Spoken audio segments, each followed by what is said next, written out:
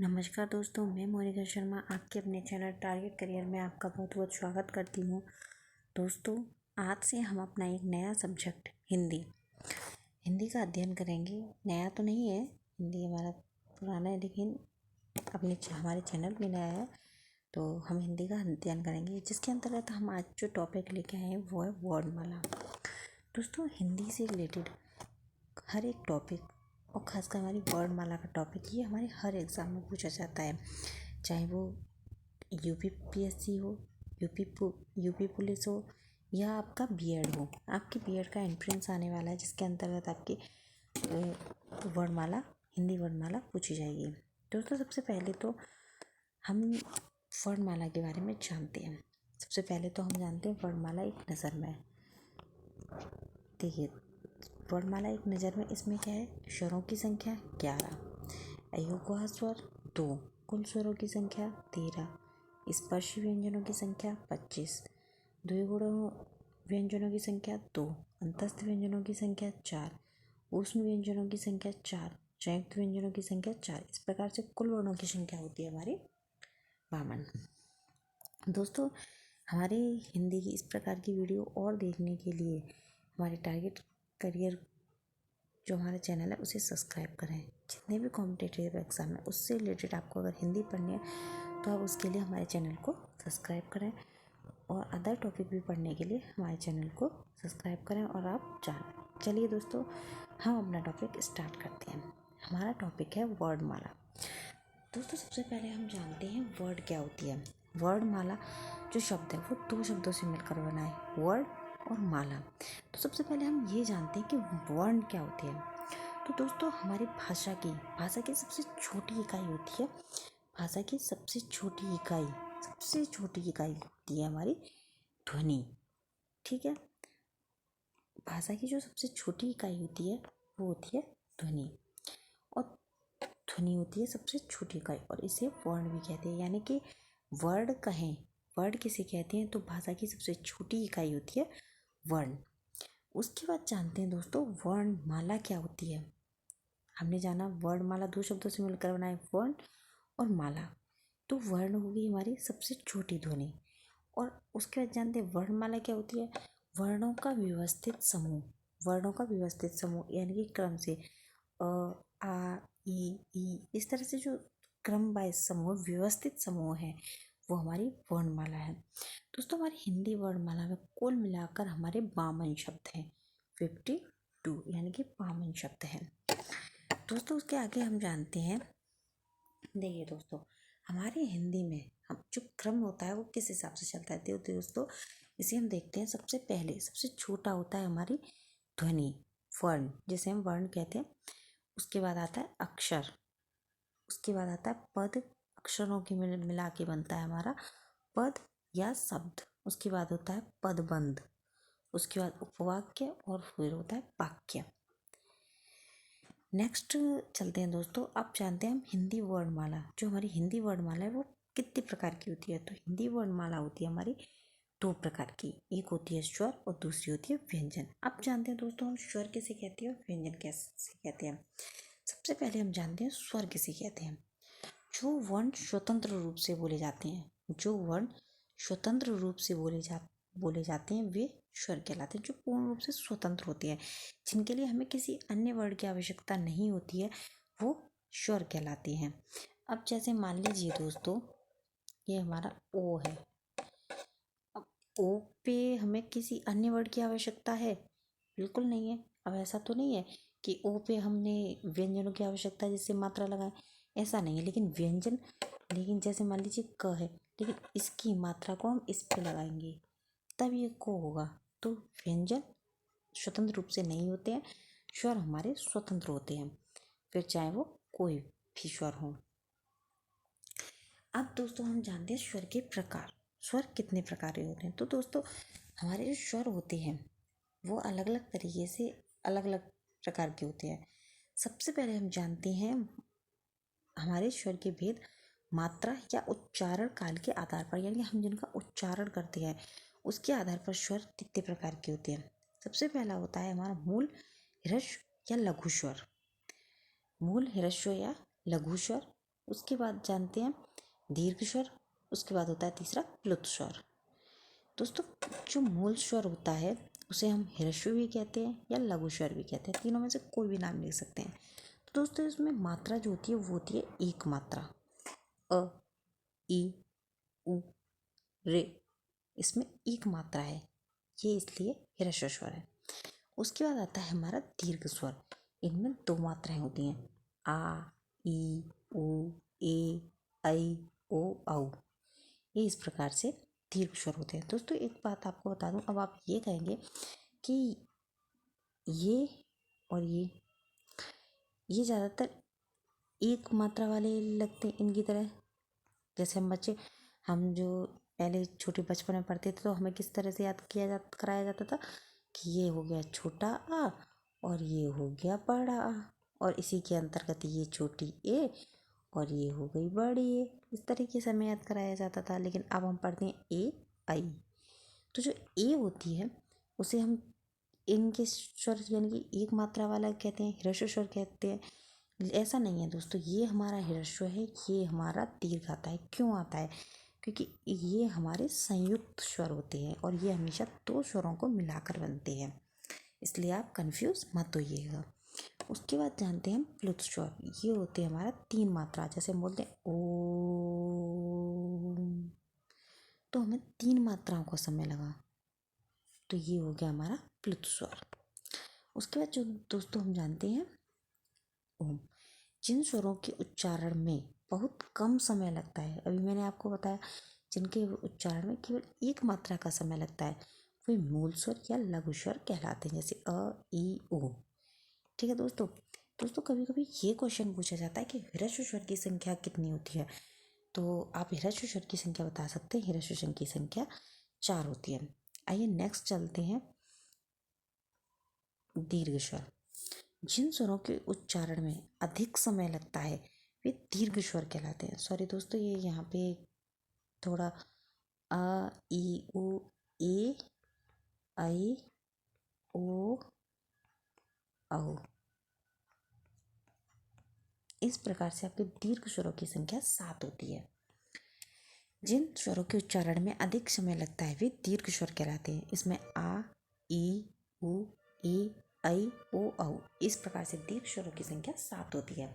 आप इसे करेक्ट कर लीजिएगा, लिख लीजिएगा। उसके बाद जानते हैं प्लुत स्वर। जिन स्वरों के उच्चारण में सबसे अधिक समय लगता है वे होते हैं हमारे प्लुत स्वर, जैसे ओम। नेक्स्ट चलते हैं दोस्तों, हम जानते हैं अब दोस्तों हम जानते हैं ये स्वरों की संख्या कितनी होती है। स्वरों की संख्या जो होती है, संख्या में अगर गिने जाए स्वर तो वो 11 होते हैं और 2 होते हैं हमारे अयुग्वाह स्वर। अब अयुग्वाह स्वर कौन से होते हैं? और कुल मिला के इन्हें हो गए 13 स्वर। इसमें मैंने लिखा है अ आ ई उ ए रे ए ऐ ओ औ। इस प्रकार से ये 11 स्वर है और अयुग्वाह आपकी अंग गह, अंग गह, ये इस प्रकार से 2 अयुग्वाह स्वर है।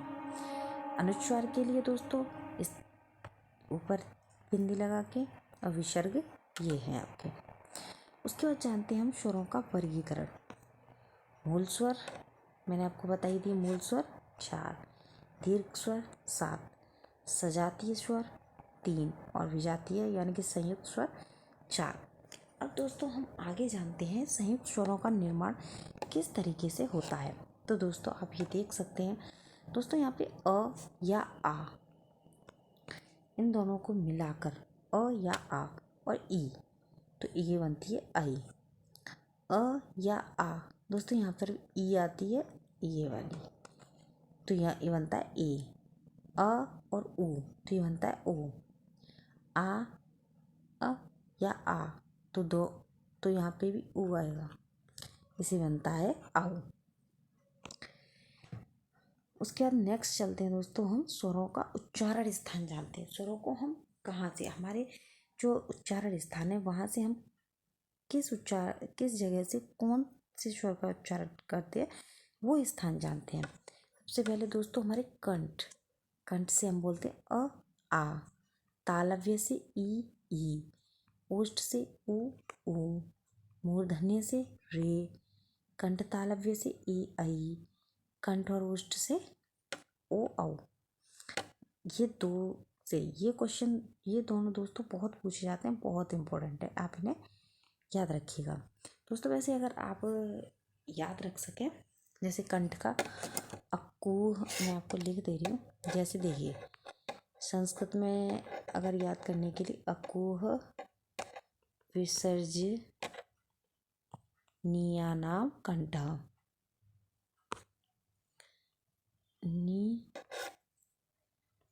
नियानां कंठ।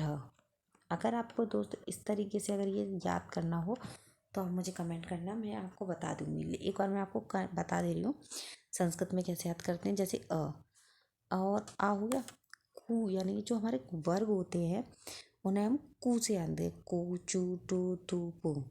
तो ये क वर्ग हो गया, ह और विसर्ग, इनका उच्चारण स्थान है आपका कंठ। इन सब का उच्चारण यानी कि अ, क वर्ग, ह और विसर्ग, इनका उच्चारण स्थान है कंठ। अगर दोस्तों अगर आपको इस तरीके से ये चाहिए तो मैं आपको एक शॉर्ट वीडियो में शॉर्ट नोट्स के थ्रू मैं आपको बता दूंगी, आप मुझे कमेंट बॉक्स में कमेंट कर दीजिएगा। नेक्स्ट चलते हैं दोस्तों, जीव के प्रयोग के आधार पर स्वरों का वर्गीकरण। जीव के प्रयोग के आधार पर देखते हैं दोस्तों। अग्रस्वर, अग्रस्वर में आपके ये चार आते हैं, ई ए आई, चार हैं। मध्य स्वर केवल एक आता है, और पश्च स्वर में आ उ ओ औ, ये 5 हैं आपके। उसके बाद दोस्त आता है मुख को खुलने के आधार पर स्वरों का वर्गीकरण। तो मुख को खुलने के आधार पर आपके होते हैं 4 दोस्तों। सबसे पहले देखिए, पहले होता है विव्रत। विव्रत में क्या होता है दोस्तों, इसे बोलने पर आ पूरा मुख खुल जाता है, इसलिए इसे विव्रत बोलते हैं। तो ये केवल अकेला है। उसके बाद आते हैं अर्धविव्रत। अर्धविव्रत में क्या होता है, आधा मुख खुलेगा। विव्रत माने होता है मुख खुलना, और अर्धविव्रत यानी कि आधा मुख खुलेगा। ये आपके 3 वर्ड हैं, अ आई औ। अर्धसंवृत, संवृत का मतलब होता है बंद रहना, तो आधा बंद रहता है, तो ए ओ, ये 2 आ गए। और संवृत में बंद रहता है मुंह, ए ओ। आप इस तरह से वर्डों का उच्चारण करके भी देख सकते हैं। जैसा हमारे व्याकरण की ज्ञाता हैं, हमारे पाणिनि जी थे, तो उन्होंने ये सारी चीज़ें बहुत अच्छे से बनाई हैं। आप व्याकरण को देख सकते हैं, कहीं कोई मिस्टेक नहीं मिलेगी। उन्होंने इस तरीके से उस समय से हमारा व्याकरण बनाया था। आगे जानते हैं होठों की स्थिति की, ओष्ठ यानी कि होठों की स्थिति के आधार पर स्वरों का वर्गीकरण। अवृतमुखी और वृतमुखी। उसके बाद ई ऐ ओ। वृतमुखी होता है दोस्तों गोलाकार, अवृतमुखी गोलाकार नहीं होता, ऐसा होगा। जैसे आप उच्चारण करके देख सकते हैं, जब हम ऊ बोलते हैं तो हमारा गोलाकार में हो जाती है होठों की शेप, इनको भी, और इनको करने पे गोलाकार नहीं रहती है, ऐसी रहती है। आप इनको देख सकते हैं। अब दोस्तों नोट पॉइंट है ये आपका, ये देख सकते हैं उच्चारण के आधार पर स्वरों वर्णों की संख्या होती है 45, उच्चारण जो हम करते हैं, जिसमें स्वर हैं 10 और व्यंजन होते हैं 35। नेक्स्ट चलते हैं दोस्तों हम, अब जानते हैं दोस्तों व्यंजनों। ये हमारा पूरा वर्गीकरण था स्वर के बारे में। अब जानते हैं हम व्यंजनों के बारे में। जो स्वरों की सहायता से बोले जाते हैं। अब स्वर क्या थे दोस्तों, जो वर्ड स्वतंत्र थे, लेकिन व्यंजन क्या है, स्वतंत्र नहीं है, वो स्वरों की सहायता से बोले जाते हैं। ये हैं हमारे, ये स्वरों की सहायता से वो हैं हमारे व्यंजन। दोस्तों ये शॉर्ट नोट्स हैं, रिवीजन नोट्स, आप इनको देख सकते हैं, समझ सकते हैं। अगर आपको ये चाहिए तो मुझे कमेंट करिएगा, मैं आपको टेलीग्राम पे शेयर कर दूंगी, आप हमारे टेलीग्राम चैनल से जुड़ जाइएगा। दोस्तों आगे हम जानते हैं स्पर्शी या स्पर्श व्यंजन। स्पर्श व्यंजन ये दोस्तों हमारे क से लेकर म तक होते हैं। उच्चित या द्विगुण व्यंजन ये ड और ढ होते हैं। अनुनासिक या नासिक ये यमंगनम, यानी कि जो हमारे वर्गों के पंचम वर्ण होता है वो होते हैं हमारे नासिक। उसके बाद आते हैं अंतस्थ व्यंजन, य र ल व। ऊष्म या संघर्षी व्यंजन, स श ह। उसके बाद जानते हैं संयुक्त व्यंजन, क्षेत्र ज्ञ। अब जानते हैं दोस्तों, हमने अभी पढ़े हमने संयुक्त स्वर, अब पढ़ते हैं हम संयुक्त व्यंजनों का निर्माण। दोस्तों इसमें क, श, तो ये हो गया 6, त्र बनता है त और र, त्र, ज, ज्ञ। दोस्तों हम ज्ञ बोलते हैं लेकिन शुद्ध होता है इसका ज्ञ, यानी कि ज्ञ ये होता है। श और र, श, ये आप देख सकते हैं। नेक्स्ट चलते हैं हम दोस्तों, ये वर्ग तालिका है आपकी। वर्ग कितने होते हैं दोस्तों, मैंने आपको बताया था 5 वर्ग होते हैं, क, च, ट, ट, त, प। तो क वर्ग में क, ख, ग, घ, अंगा, च, छ, ज, झ, ञ, ट, ठ, ड, ढ, ण, त, थ, द, ध, न, और ये प, फ, ब, भ, म। और इनको दोस्तों हम पांचों को अनुनासिक व्यंजन भी कहते हैं। नेक्स्ट चलते हैं हम। अब दोस्तों हम एक चीज़ जानते हैं, अल्पप्राण और महाप्राण। अल्पप्राण महाप्राण होता क्या है इसके बारे में जानते हैं दोस्तों। कभी ये नहीं पूछा जाता है कि अल्पप्राण क्या होता है, महाप्राण क्या होता है, हमेशा ये पूछा जाता है कौन सा वर्ण। या तो आपको कोई जैसे दे दिया क दे दिया, ये कौन सा है, अल्पप्राण है या महाप्राण, या आपको दे दिया ग, ये कौन सा अल्पप्राण या महाप्राण। इस तरीके से क्वेश्चंस पूछे जाते हैं। तो अल्पप्राण क्या है, प्रत्येक वर्ग का, यानी कि आपके 5 वर्ग थे तो पांचों वर्गों में आपका पहला, तीसरा और पांचवा, जैसे मान लीजिए क वर्ग का देखो, क हो गया, ग हो गया और आ गया आपका अंगा, पहला, तीसरा, पांचवा आ गया, ये तीनों वर्ण हो जाएंगे आपके अल्पप्राण। ठीक है, समझ में आए। नेक्स्ट चलते हैं हम महाप्राण। महाप्राण में क्या है, प्रत्येक वर्ग का दूसरा और चौथा, यानी कि कौन से रह गए थे हमारे घ, ख और घ, तो ये हो गया हमारे महाप्राण। नेक्स्ट चलते हैं हम अपने पे अघोष। प्रत्येक वर्ग का पहला और दूसरा वर्ण अघोष वर्ण कहलाता है, यानी कि प्रत्येक वर्ग का, यानी कि जैसे क और ख। नेक्स्ट है घोष और सघोष। तो प्रत्येक वर्ग का तीसरा, चौथा और पांचवा वर्ण सघोष है। उसके बाद दोस्तों ये भी आप देख सकते हैं, ये भी इम्पोर्टेंट है, अर्धस्वर य और व, इनको अर्धस्वर भी कहते हैं। पार्श्विक ल है, लुंठित र, स्पर्श संघर्षी च, इनको आप दोस्तों याद कर सकते हैं। व्यंजनों का उच्चारण स्थान जानते हैं हम। क वर्ग, विसर्ग और ह, ये आपके कंठ से बोले जाते हैं। च वर्ग, य और श, ये है हमारे मूर्धन्य। ट और श, र, ये है मूर्धन्य। त, ल और श, त वर्ग, ल और श, ये है दंत्य। प वर्ग ओष्ठ, दंतोष्ठ है आपका व। नासिका से आपके ञ, ङ, य, ण, न, म, यमंगनम, ये आपके नासिक के वर्ण हैं। तो दोस्तों आज की हमारे वर्णमाला से रिलेटेड जितने भी क्वेश्चंस थे, जितने भी टॉपिक थे, वो हमने आज कवर किए। दोस्तों आप इसके शॉर्ट नोट्स अपनी नोटबुक में बना सकते हैं, इन्हें नोट डाउन कर लीजिएगा। और अगर आपको इनकी PDF चाहिए तो आप मुझे कमेंट कर दीजिएगा, मैं आपको इसकी PDF टेलीग्राम चैनल पे शेयर कर दूँगी। और आप दोस्तों वर्णमाला से रिलेटेड आपके इससे बाहर एक भी क्वेश्चंस नहीं आएगा, इस बात की गारंटी है। आप अच्छे से इसको याद कर लीजिएगा, पढ़ लीजिएगा, और आप वीडियो को 1 से 2 बार देख लेंगे तो आप ऑटोमेटिक ऐसे ही याद हो जाएंगे। तो और दोस्तों आपकी B.Ed में, UP PCS में और UP पुलिस में, अदर जिसमें भी एग्ज़ाम में हिंदी पूछी जाती है और उसमें हिंदी में वर्णमाला का अगर टॉपिक है तो इससे बाहर आपका कोई भी क्वेश्चंस नहीं जाएगा। तो दोस्तों आज के लिए बस इतना ही। आप अच्छे से वीडियो देखिएगा। अगर आपको कोई दिक्कत हो तो कमेंट बॉक्स में कमेंट करिएगा। और अगर किसी भी तरह की PDF के लिए आप हमारे टेलीग्राम चैनल को भी ज्वाइन कर सकते हैं। आज के लिए बस इतना ही।